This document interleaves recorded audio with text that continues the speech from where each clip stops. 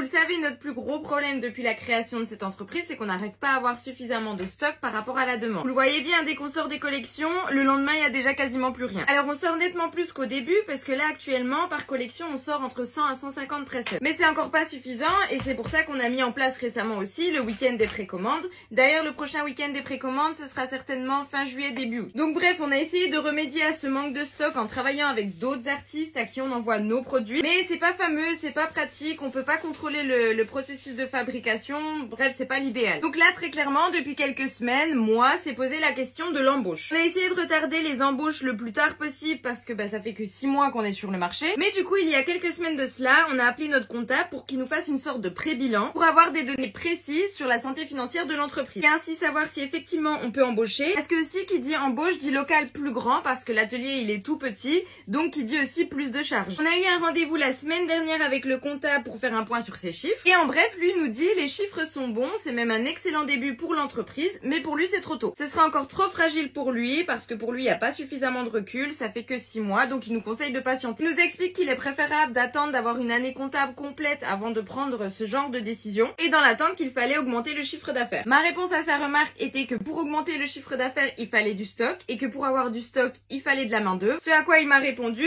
qu'on pouvait essayer d'augmenter le chiffre d'affaires avec d'autres produits liés au Presson, avec d'autres projets. Ce à quoi je réponds, oui, on a plein d'idées, on a plein de projets qu'on aimerait mettre en place et à l'heure actuelle, on peut pas. C'est d'ailleurs très agaçant parce qu'on n'a pas suffisamment de temps, parce qu'on a besoin de main-d'œuvre. Bref, vous l'avez compris, c'est le chat qui se mord la queue et le comptable a bien relevé pendant le rendez-vous mon agacement face à la situation. C'est pourquoi il a ajouté: vous savez Cynthia, je ne suis là que pour vous donner des conseils avisés comptablement parlant. Après, le choix vous revient, c'est à vous de décider ce que vous souhaitez faire. Donc ça fait des semaines qu'on en discute pour savoir ce qu'on va faire. Est-ce qu'on écoute le comptable et qu'on essaye de perdurer comme ça jusqu'à la fin de l'année, on prend pas de risque, ou est-ce qu'on y va et advienne que pourra quoi. Et on a enfin fini par se décider. Moi dans la vie de tous les jours, je suis quelqu'un de très prudent, très terre à terre, j'analyse tout, je veux toujours anticiper le moindre problème. J'aime bien quand tout est carré, que tout est clair, que voilà ça va droit quoi. Mais là vous voyez, je me dis on n'a pas créé une entreprise pour au final rester dans notre petite zone de confort, que tant qu'à faire il valait mieux pas créer d'entreprise et puis continuer à être salarié pour une autre entreprise quoi. Si on n'est pas prêt à prendre des risques maintenant, on les prendra jamais. Puis franchement c'est pas les entreprises qui sont restées plan-plan dans leur coin qui ont réussi. Alors peut-être qu'on va se ramasser, peut-être qu'on va planter l'entreprise en voulant aller trop vite et que si ça se trouve dans quelques mois tout sera fini. Mais je me dis qu'on a qu'une vie et puis j'ai envie de tenter et puis si on se ramasse, on se ramasse. Au moins on n'aura pas de regrets. De toute façon il n'y a pas de raison parce que je sais que vous serez au rendez-vous. En plus on va mettre plein de choses sympas en place. Moi je suis sûre c'est une plus belle aventure encore qui va commencer. Et bien sûr on vous emmène tous avec nous. Donc du coup là on est à la recherche active d'un local parce que du coup on aimerait embaucher 3 à 4 personnes. Cette semaine on a plein de visites de prévues. Moi je suis ultra excitée et ultra impatiente. J'essaierai de vous emmener avec nous pendant les visites. Mais n'empêche, vous imaginez, plus de ruptures, plein de collections, beaucoup plus de précommandes. Franchement, ça me fait rêver. Bref, je pense que ça va être génial, non? Vous en pensez quoi? Bon, sinon, je suis en train de mettre en mousse les nouvelles collections de vendredi.